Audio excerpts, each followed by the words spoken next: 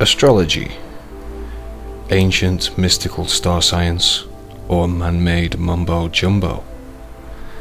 Love it or loathe it, astrology has been around for thousands of years. Here's an Egyptian depiction of the night sky. The Egyptians believed that the constellations were the representation of their pantheistic gods and goddesses. Astrologers focus on the area of the night sky known as the ecliptic, as seen here. The ecliptic is the apparent path of the sun as seen from the earth. Divided into the 12 major constellations that make up the ecliptic, astrologers follow the celestial bodies as they travel through it.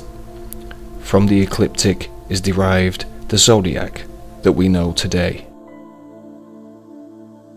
The Egyptians believed that the heavens were imbued with the magical and mystical properties of their gods and goddesses, and they believed that they could channel their energies by reflecting the constellations in their architecture on the ground below. An example is the layout of the pyramids at Giza, which the Egyptians built to reflect the celestial grouping known as Orion's belt. It's an ancient hermetic principle called as above, so below. Astrology today has been largely relegated to the ranks of superstition, with many people glancing at their horoscopes for fun. But tabloid astrology merely focuses on the position of the sun through the ecliptic. In-depth astrology considers the influence of all the solar system's celestial bodies, following the positions of the Sun, Saturn, and even Pluto. As the celestial bodies travel through the ecliptic, the apparent path they trace as seen from the Earth, astrologers believe they form influential aspects to each other. This in-depth astrology is used in occult circles, such as secret societies, like the Order of the Golden Dawn, with its complex occult symbolism. The Freemasons, whose members have included America's first president, George Washington, use astrology in their symbolic art.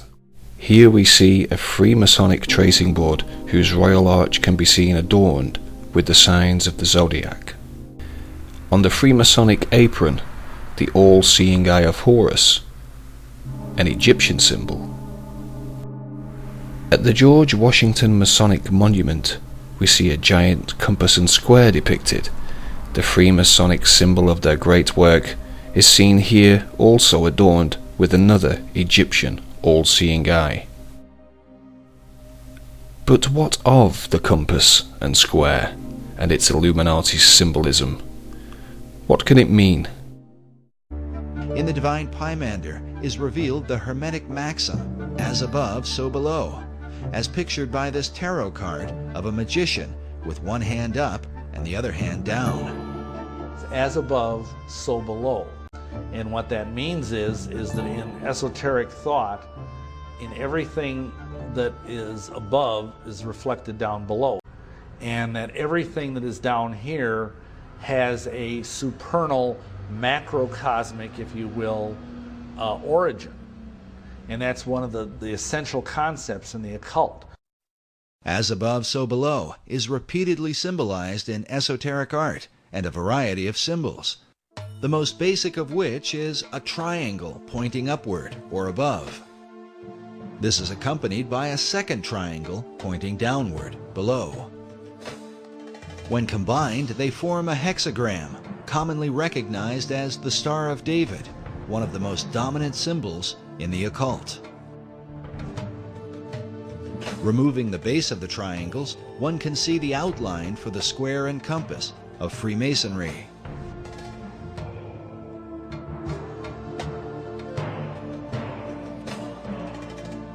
This next image shows what Manly Hall called the God of Reflections. He is called the Ancient One, perched over a pool of water that reflects his image. Notice also how the placement of his arms and the crown upon his head form two triangles like a Star of David, while on his chest is a Maltese cross positioned upward and then reflected again down below. Esoterics believe this same principle of reflection can be found in nature, with bodies of water providing a mirror as a picture of the Hermetic maxim. With this in mind, consider the placement of the reflecting pools in our nation's capital. Before the Washington Monument, the U.S. Capitol, the Lincoln Memorial, and the Supreme Court. From the symbolic compass and square, with its Egyptian all-seeing eye and as above, so below references, and the royal arch adorned with astrological symbolism, can we conclude that the Illuminati and their so-called great work is to mimic their ancient Egyptian masters? As above, so below. All those individuals that were involved in any type of architecture to the ancients, that philosophy, that dictum, especially in Freemasonry, was as above, so below. What you have in the heavens should reflect at a certain period of time that which is on the earth. Federal Triangle was basically reflected from the stars. Washington, D.C. was built according to Hermetic principles, as above, so below. It was laid out to reflect what was going on in the stars, where you had a right-angled triangle surrounding the constellation of Virgo. The right-angled triangle surrounding Virgo is partly reflected in the layout of Federal Triangle.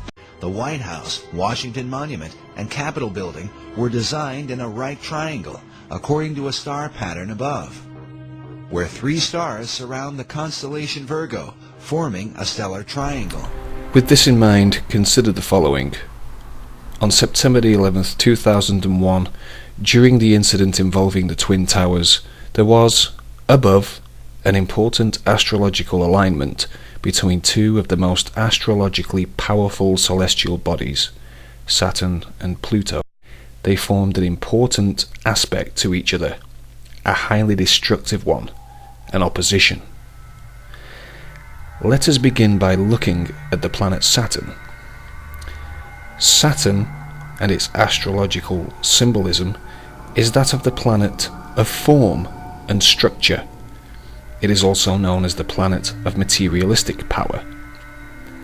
Saturn, on 9/11, was in the sign of Gemini, the twins.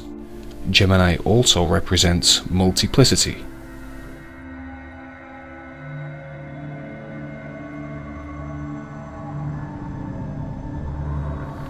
Now let us consider Pluto.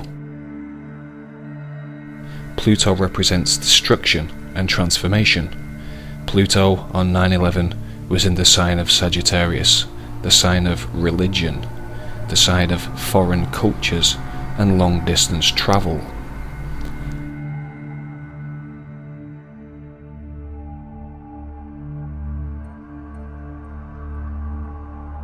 Is the planet of structure in the sign of the twins enough to give us an as above, so below reflection?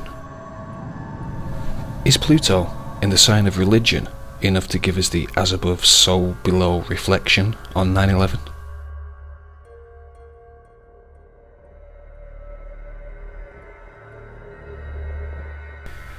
Are the Illuminati, with their worship of astrology, their obsession, their fixation with all things Egyptian, still performing occult ritualistic sacrifices of as above, so below connotations? Or do you believe in magic?